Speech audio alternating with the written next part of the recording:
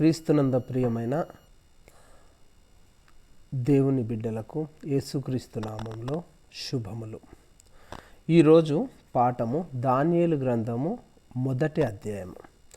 మనకి వల్లభదాస్ మినిస్ట్రీస్ వారు కండక్ట్ చేస్తున్న క్విజ్లో భాగంగా ఏ విధంగా క్వశ్చన్లు ఉంటాయి, వాక్యం యొక్క అధ్యాయాల క్లుప్తంగా విపులీకరించి చెప్పడం కోసమే ఈ క్లాసులు కండక్ట్ చేస్తున్నాం. దానియేలు గ్రంథం మొదటి అధ్యాయం.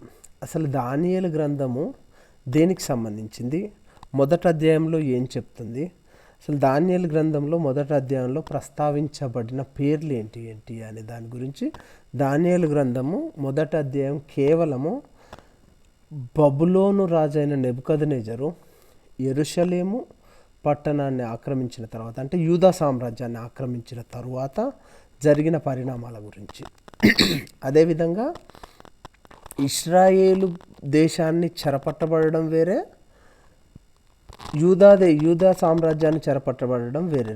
రెండు సందర్భాలు, వేరు సందర్భాలలో జరిగినాయి. కానీ ఇక్కడ మాత్రము యూదా జనాంగం మాత్రం గురించే దానియేలు గ్రంథంలో ప్రస్తావించబడింది. అయితే ఈ యొక్క ఇశ్రాయేలు దేశాన్ని ఫస్ట్ రాజుల తర్వాత చివరి రాజు, అంటే ఇశ్రాయేలు అవిభాజ్య ఇశ్రాయేలు దేశాన్ని ముగ్గురు రాజులు పరిపాలించారు. మొదటి సౌలు, 2 దావీదు, 3 సొలొమోను. సొలొమోను కొడుకు కూడా అవిభాజ్య ఇశ్రాయేల్ దేశాన్ని పరిపాలించిండు. సొలొమోను పరిపాలన కాలంలోనే దేశము 2 భాగాలుగా విడిపోయింది. అప్పుడు యూదా దేశము, ఇశ్రాయేల్ దేశము, తూర్పు దేశము, పశ్చిమ దేశము. ఆ యూదా దేశంలో 2 గోత్రాలు, తర్వాత వచ్చేసి ఇశ్రాయేల్ దేశంలో 10 గోత్రాల ప్రజలు మాత్రం ఉండి పరిపాలన సాగించారన్నట్టు. ఇశ్రాయేల్ ఏమో యెరోబాము, ఇశ్రాయేల్ విభజింపబడిన తర్వాత ఇశ్రాయేల్ దేశాన్ని యెరోబాము పరిపాలిస్తే, రెహబాము వచ్చేసి యూదా దేశాన్ని పరిపాలిస్తాడు. అట్లా పరిపాలన సాగిస్తున్న క్రమంలో ఇక ఎన్నో వ్యక్తి 18 3 21వ రాజు పరిపాలన చేసేటప్పుడు బబులోను రాజైన నెబుకద్నెజరు యూదా దేశాన్ని, ఇశ్రాయేల్ దేశాన్ని చెరపట్టబడి తీసుకొని వెళ్ళిపోయిన తర్వాత జరిగే పరిణామాల గురించి మాత్రమే ఈ దానియేలు గ్రంథం ఎక్స్ప్లెయిన్ చేస్తుంది. ఈ దానియేలు గ్రంథము కేవలము ఆ దానియేలు అతని సహోదరులు గురించి అతని స్నేహితులు, 4 స్నేహితుల గురించి మాత్రమే వివరించడం జరుగుతుంది.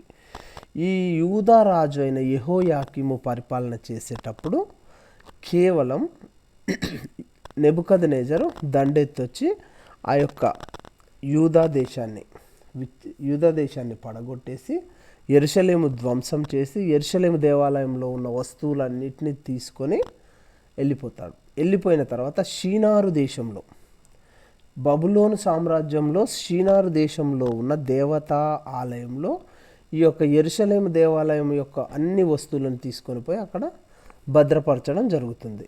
ఈ భద్రపరచడం జరిగిన తరువాత యొక్క సన్నివేశాలు, ఈ భద్రపరచడం వరకు నార్మల్ అంతా యూదా దేశం మీద యుద్ధం చేయటము, ఆ యూదా దేశాన్ని కొల్లగొట్టటము, ఆ యొక్క యెరూషలేము దేవాలయాన్ని, అంటే సొలొమోను మహారాజు కట్టించిన దేవాలయాన్ని కొల్లగొట్టేసి దాంట్లో ఉంచిన వస్తువులన్నిటినీ చేజిక్కించుకొని షీనారు దేశంలో ఉన్న దేవతా ఆలయంలో ఉంచడం జరుగుతుంది. ఇది చారిత్రక నేపథ్యం.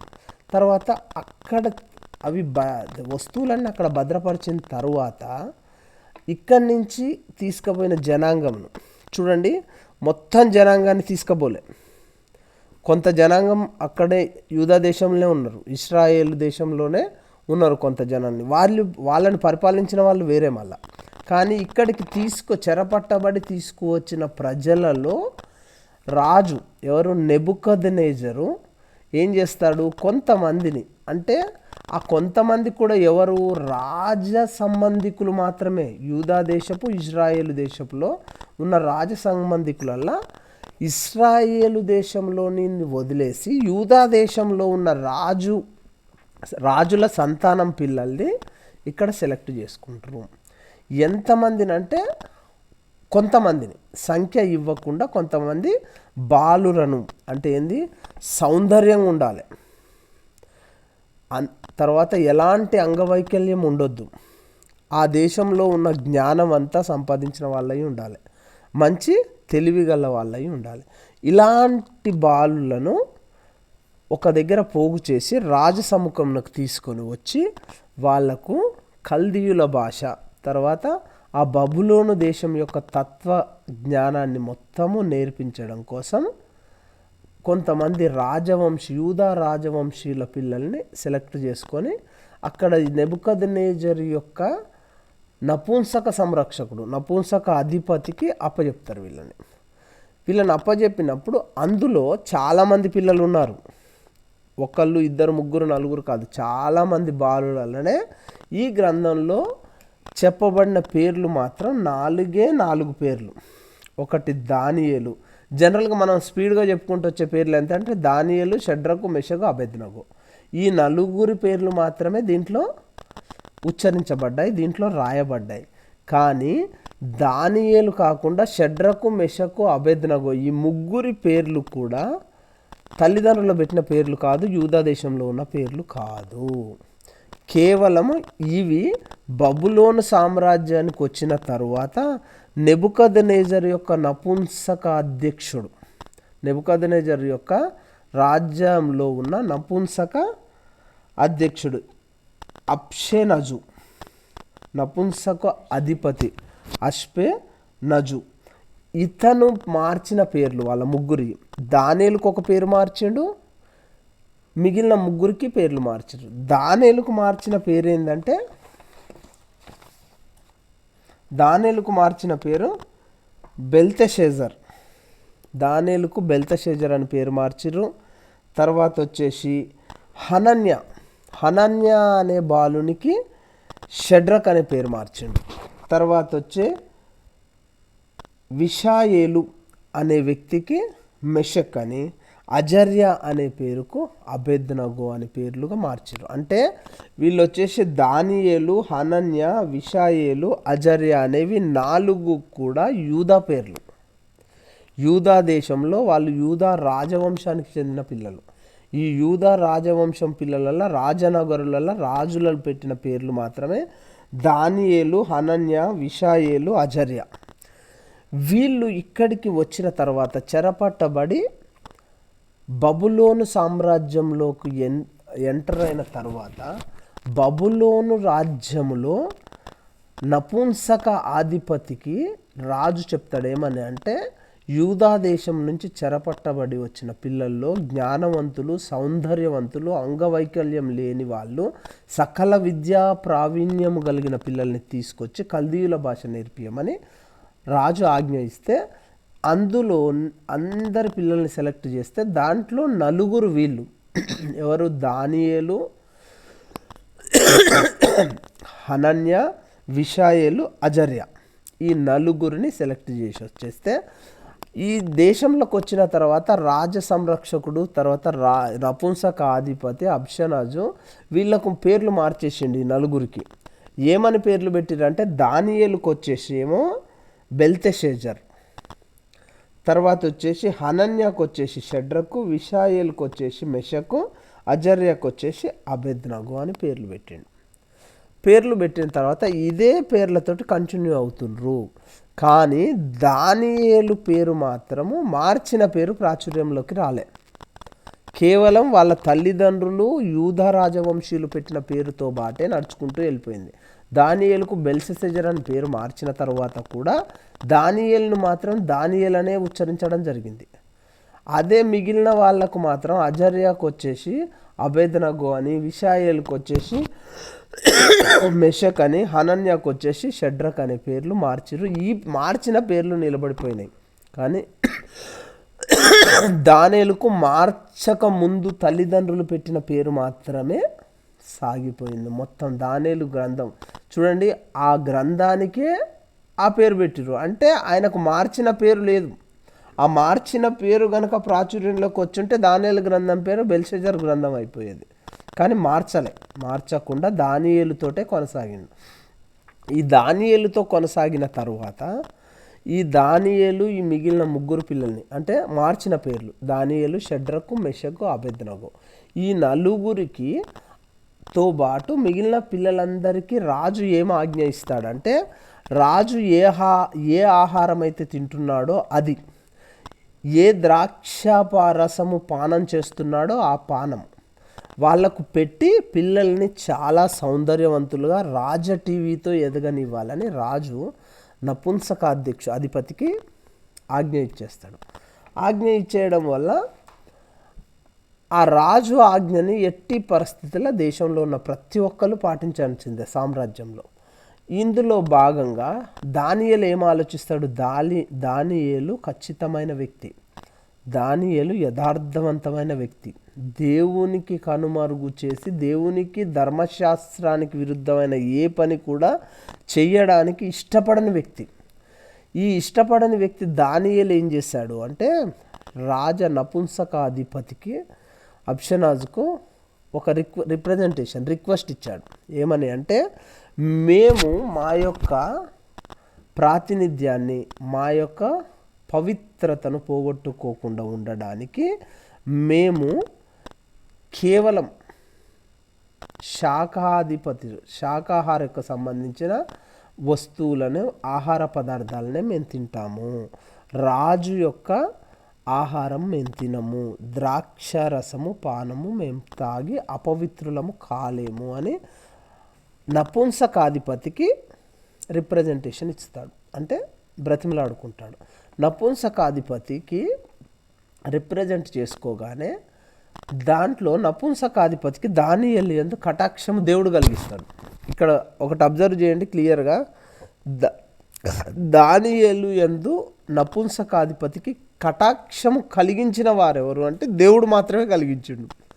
దేవుడు కలిగించడం వల్ల, కటాక్షం కలిగించడం వల్ల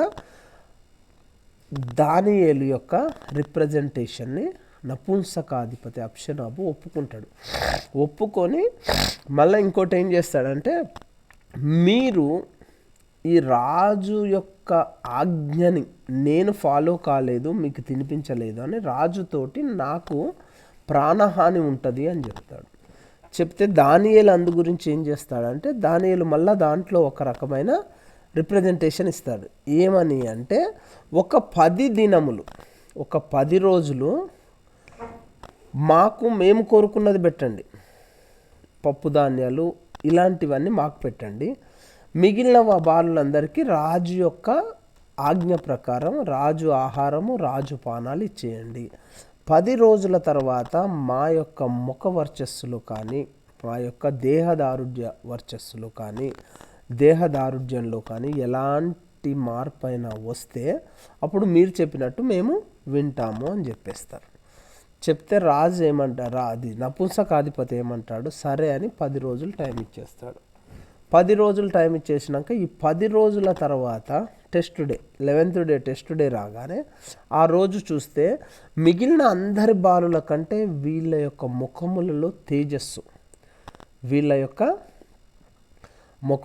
తేజస్సు, దేహదారుఢ్యంలో మంచి దారుఢ్యం కనపజేసరికి నపుంసక అధిపతి అబ్షనాబు ఏం చేస్తాడంటే దానియేలు యొక్క రిప్రజెంటేషన్ని కంప్లీట్గా యాక్సెప్ట్ చేసేస్తాడు. యాక్సెప్ట్ చేసేసి క్లియర్గా వాళ్ళు ఏవైతే కోరుకున్న దేవునికి ధర్మశాస్త్రానికి అపవిత్రమైన ఆహార పదార్థాలను భుజించకుండా ధర్మశాస్త్రాన్ని అనుసరించిన ఆహార పదార్థాలనే వీళ్ళు భుజించి కాలం మొత్తం దాంట్లోనే గడిపేస్తారు. అయితే దీంట్లో ఒకటి ఏంది అంటే ఈ యొక్క దానియేలు రిప్రజెంటేషను, తర్వాత నపుంసకు అధిపతి అయిన అబ్షనాబు యొక్క ఆన్సర్సు, తర్వాత అబ్షనాబు క్వశ్చన్స్, దానియేలు ఆన్సర్స్ అంటే డిస్కషన్ మొత్తము 8వ వచనం నుంచి 13వ వచనం వరకు రాజ సన్నిధిలోని నపుంసకాధిపతి అయిన అబ్షనాజుకు దానియేలుకు ఇద్దరికి మధ్యలో డిస్కషన్ నడుస్తుంది. ఏ వచనం నుంచి ఏ వచనం వరకు అంటే 8వ వచనం నుంచి 13వ వచనం వరకు.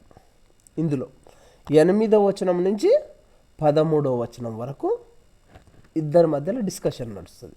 ఈ డిస్కషన్లో దేవుడు దానియేలుకు సహాయకారిగా ఉండి దానియేలుకు ఫేవరబుల్గా నపుంసక అధిపతి అబ్షనాబు నిర్ణయాలు తీసుకునేలాగా దేవుడు నపుంసకాధిపతి అబ్షనాజుకు మనసు కలిగిస్తాడు, ఆయన యొక్క మనసుని ప్రేరేపిస్తాడు. కాబట్టి దానియేలు కంప్లీట్గా ఏవైతే కోరుకుంటాడో, ధర్మశాస్త్రానికి విరుద్ధమైన పనులు చేయొద్దు, విరుద్ధమైన పానము తీసుకోవద్దు, విరుద్ధమైన ఆహారాన్ని భుజించొద్దు అన్న ఏదైతే ధర్మశాస్త్రానుసారంగా జీవించాలనుకుంటాడో నపుంసకాధిపతి అయిన అబ్షనాబు అతనికి యాక్సెప్ట్ చేసేలాగా దేవుడు కటాక్షం చూపిస్తాడు. ఆ తర్వాత ఏం జరుగుతుంది? ఇక ఈ యొక్క అందరినీ సకల విద్యా ప్రావీణ్యుల్ని చేయాలని కేవలము కల్దీయుల భాష అంటే ఫ్యూచర్ ఎస్టిమేషన్స్, భవిష్యత్తులో ఏం జరగబోతుందో ఆలోచన తత్వము వివేకము గల కల్దీయుల భాష, కల్దీయుల యొక్క ట్రైనింగ్ మొత్తం కంప్లీట్ చేసుకుంటారు. ఎవరెవరు? షడ్రకు, మెషకు, అబేద్నెగోలు కంప్లీట్ చేసుకొని, నలుగురు కంప్లీట్ చేసుకొని రాజసన్నిధికి తీసుకొని పోబడతారు. ఎందుకంటే రాజసన్నిధికి రాజు ఎన్ని రోజులైతే వీళ్ళకు ట్రైనింగ్ ఇవ్వమని ఆజ్ఞ ఇస్తాడో ఆ ట్రైనింగ్ పీరియడ్ అయిపోతుంది. ఆ ట్రైనింగ్ పీరియడ్ అయిపోయిన తర్వాత రాజు దగ్గరికి తీసుకొని వెళ్ళిపోతారు.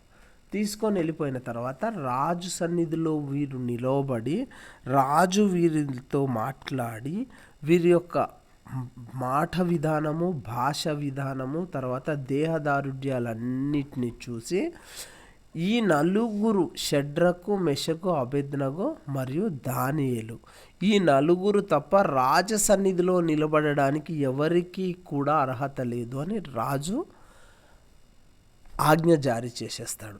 ఈ నలుగురిని రాజ్యములో వాళ్ళ యొక్క జ్ఞాన మేధస్సుని, వర్చ మేధస్సుని, దేహదారుఢ్యాన్ని చూసుకొని రాజు ఏం చేస్తాడంటే దేశంలో వీళ్ళని రాజసన్నిధిలో గొప్పగా నిలవబెడతాడు.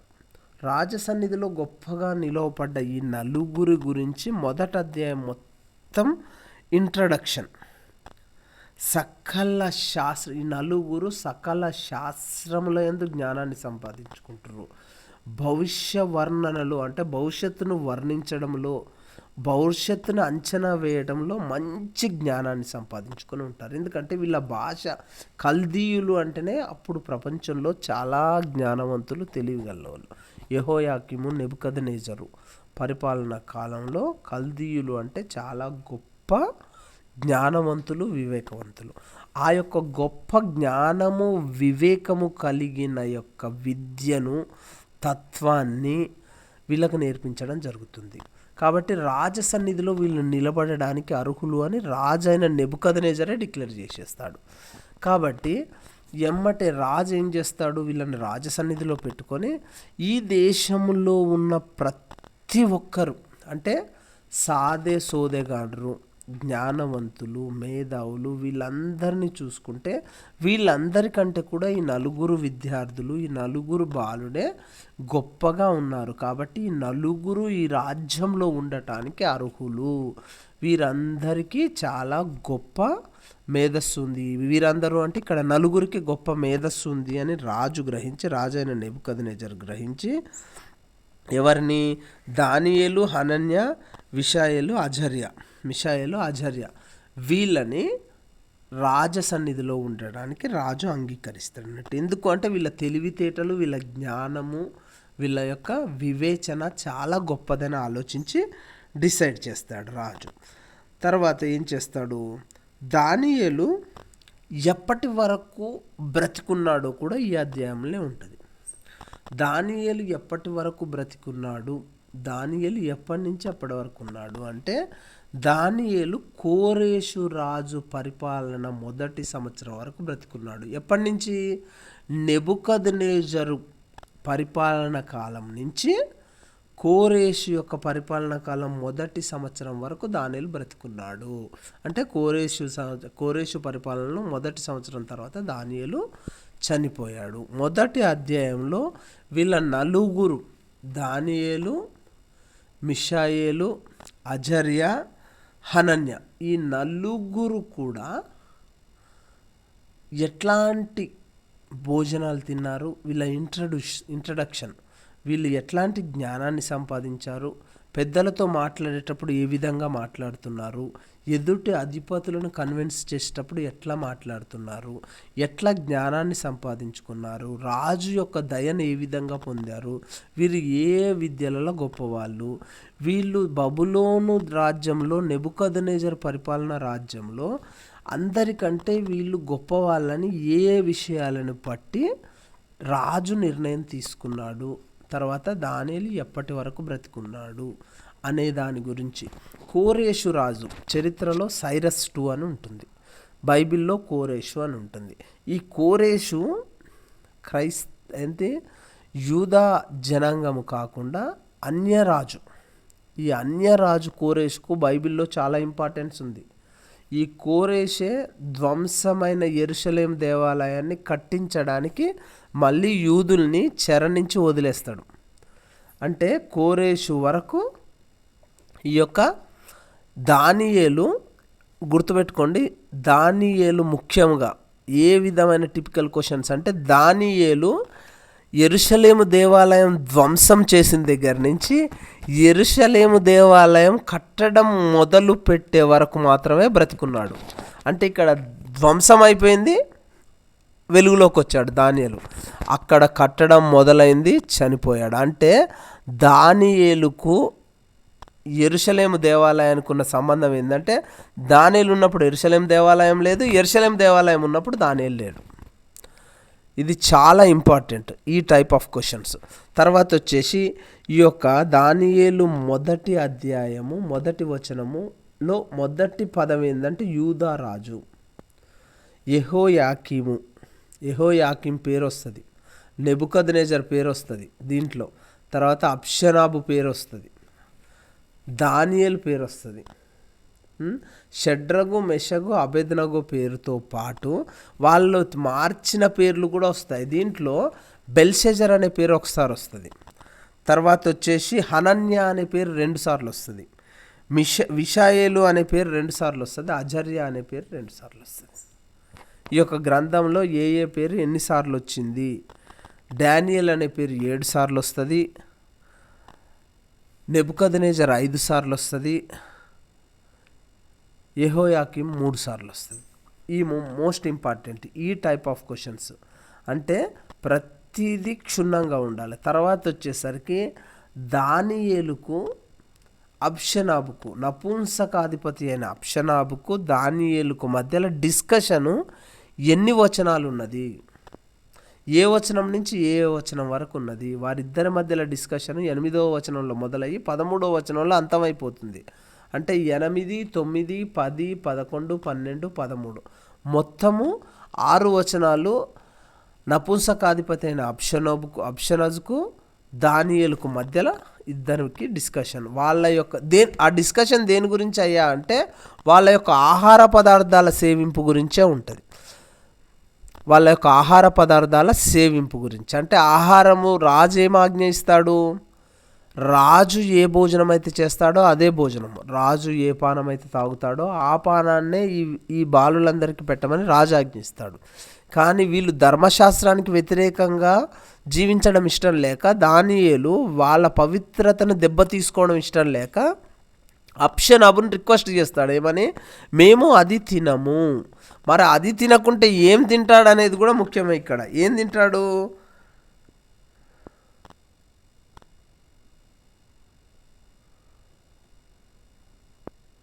భోజనమునకు శఖధాన్యాదులను పానమునకు నీళ్లును నీ దాసులకు ఇప్పించుము. అంటే శాఖధానాదులు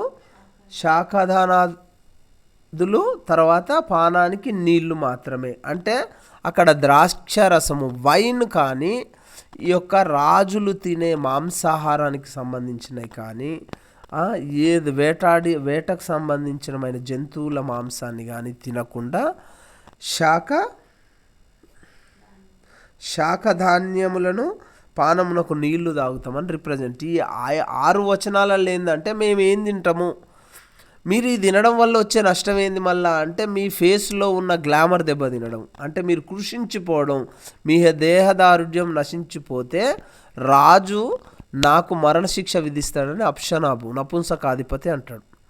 అంటే దానివల్ల ఏంది, వీళ్ళ యొక్క భోజనము మార్చడం వల్ల ఏమైనా ఇబ్బంది జరిగితే రాజు వీళ్ళని ఏం చేయడు, వీళ్ళకి సంరక్షకునిగా ఎవరినైతే అప్పచెప్పిండో అతన్ని చంపేస్తాడనే భయంతో ఉన్నాడు.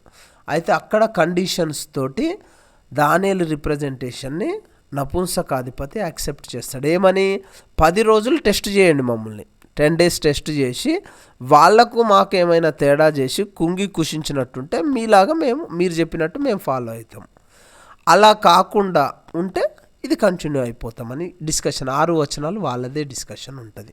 ఈ 6 వచనాల తర్వాత 8 నుంచి 13 తర్వాత ఏంది, ఆ యొక్క 10 రోజుల కాలం టెస్టింగ్ అయిపోతుంది. ఆ 10 రోజుల కాలం అయిపోగానే అందరి రాజకుమారుల కంటే వీళ్ళ 4 తేజస్సుతో ఉంటారు కాబట్టి వీళ్ళు ఏ భోజనం అయితే కావాలని అడిగారో ఆ భోజనం ఇచ్చేస్తారు. రాజు వీళ్ళకు ట్రైనింగ్ ఎన్ని రోజులు పీరియడ్ అనేది ఎగ్జాక్ట్ ఇన్ని రోజులు ట్రైనింగ్ ఇవ్వమని నెంబర్ ఆఫ్ డేస్ అని లేదు బైబిల్లో. కానీ ఆ నెంబర్ ఆఫ్ డేస్ అయిపోయిన తర్వాత రాజసముఖమునకు వీళ్ళందరినీ ప్రవేశపెడితే వీళ్ళ యొక్క మాట, తేజస్సు, వాళ్ళ యొక్క వినయత, విధేయతను చూసి రాజు ఏమంటాడంటే, వీళ్ళ జ్ఞానాన్ని చూసి ఈ 4 తప్ప రాజసముఖంలో నిలబడడానికి మిగిలిన వాళ్ళకి అర్హత లేదు అని చెప్పేస్తాడు. అర్హత లేకపోవడం వల్ల వీళ్ళ 4 ఉంటారు. వీళ్ళ 4 మళ్ళీ ఏంది, సోదెగాండ్రతోటి, జ్ఞానులతోటి, తర్వాత వచ్చేసి ఫిలాసఫర్స్, తత్వవేత్తలతోటి కంపేర్ చేసి చూసినప్పుడు వాళ్ళందరికంటే వీళ్ళు ఎగువ స్థాయిలో ఉన్నారని రాజైన నెబుకద్నెజర్ డిసైడ్ చేసి వీళ్ళని రాజసముఖంలో ఉంచుతారు. తర్వాత చివరి వచనం అంటే 21వ వచనం ఏం చెప్తుందంటే, దానియేలు ఎప్పటి వరకు బ్రతికున్నాడు అనేది చెప్తుంది. ఎప్పటి వరకు, సైరస్ 2 వరకు బ్రతికున్నాడు అని. ఈ సైరస్ కోరేషు రాజుకు బైబిల్లో చాలా ఇంపార్టెన్స్ ఉందండి. అన్య రాజైన కోరేషు కొల్లగొట్టబడిన యెరూషలేము దేవాలయాన్ని కట్టించడానికి చెరపట్టబడిన ఇశ్రాయేలీయులను వాళ్ళ దేశం పంపిస్తాడు. అతను చెప్పడం కూడా స్టేట్మెంట్ ఎట్లా చెప్తాడంటే, ఇశ్రాయేలీయుల దేవుడు నాతో మాట్లాడి వాళ్ళ దేవుని ఆలయం వాళ్ళు కట్టుకోవడానికి జనాంగాన్ని పంపించమని చెప్తాడు. అంటే కోరేషు రాజుకు చాలా ఇంపార్టెన్స్ ఉంది బైబిల్లో, అన్యరాజు. కాబట్టి ఈ అధ్యాయం మొత్తం విపులీకరించి మీరు మళ్ళీ ఒకసారి చదువుకోండి. నేను చెప్పిన దానికంటే మీరు 2వసారి చదివితే మీకు మంచి మంచి ఆలోచనలు వస్తాయి. కాబట్టి క్లియర్గా చదవండి. ఈ అధ్యాయాన్ని మళ్ళా రేపు ఈ అధ్యాయం మొత్తం బ్రీఫ్ ఇచ్చి కొత్త అధ్యాయాన్ని చెప్తామన్నట్టు. ఓకే, మీ అందరికీ దేవుని నామంలో వందనాలు. అందరూ చాలా బాగా గ్రహించి మొదటి బహుమతికి ప్రయత్నం చేస్తారని దేవుణ్ణి ప్రార్థిస్తున్నాను.